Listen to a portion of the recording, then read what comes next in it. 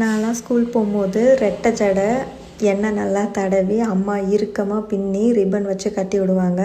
ஆனால் இப்போ இருக்க பசங்க ஸ்கூலுக்கு கிளம்பும் போதே அம்மா எனக்கு போனி டெயில் போட்டு விடுமா, அம்மா எனக்கு கீழே எங்கே ஃப்ரீ ஹேர் விடுமா அப்படின்னு அவங்க சொல்கிற மாதிரி தான் நம்ம ரெடி பண்ண வேண்டியதாக இருக்குது.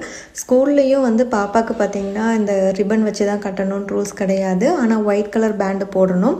அந்த மாதிரி தான் அவளுக்கு ஹேர் ஸ்டைலும் பிடிக்கும். ஸோ அதே மாதிரியே ரெடி பண்ணியாச்சு.